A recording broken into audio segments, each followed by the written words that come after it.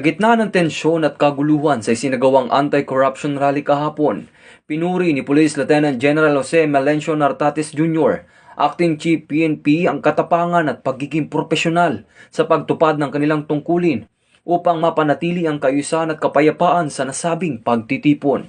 Ayon kay Police Lieutenant General Nartates, kanyang pinuri ang dedikasyon ng mga pulis na nagpakita ng hindi masusukat na serbisyo publiko sa gitna ng pagkakaroon ng ilang nasugatan. Ayon pa kay Police Lieutenant General Nartates na magkakaroon ng malalim na investigasyon kaugnay ng mga naaresto at mapanagot ang mga ilang rallyista na lumabag sa batas.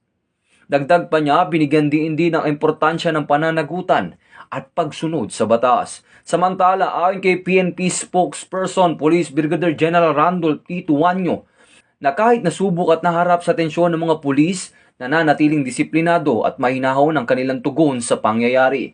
Ito din ay kaugnay sa direktiba ng Pangulong Ferdinand R. Marcos Jr. na panatiliin ang kapayapaan, kaayusan at kaligtasan ng publiko sa isinagawang malawakang protesta.